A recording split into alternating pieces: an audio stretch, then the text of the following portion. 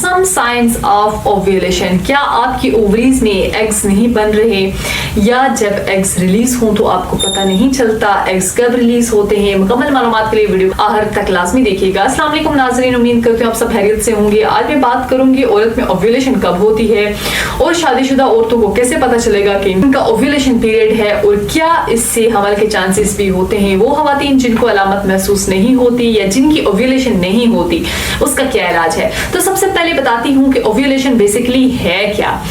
Ovulation एक ऐसा अमल है जिसमें औरत का एग ओवरी से रिलीज होता है और ट्यूब्स के अंदर आ जाता है, फिर ट्यूब्स के अंदर स्पर्म जाते हैं और इसे फर्टिलाइज करते हैं। इस प्रोसेस को ओव्यूलेशन कहते हैं। ये ओव्यूलेशन माहवारी के साइकिल के दरमियान में होती है। अब कुछ अलामात बताती चलूं जिनसे औरत को पता चल सकता है कि ओव्यूलेशन हो रही है। पहली अलामत डिस्चार्ज। अगर औरत का डिस्चार्ज बिल्कुल एग की सफेदी की तरह है और थोड़ा सा स्टिकी भी है तो इस वक्त औरत की ओव्यूलेशन हो रही होती है। औरत को अपने डिस्चार्ज पे नजर रखना चाहिए। Number 2, message starting. औरत को चाहिए कि माहवारी का हिसाब रखे। जिस दिन औरत को माहवारी शुरू हो, इससे 14वें दिन तक औरत की ओव्यूलेशन शुरू हो जाती है।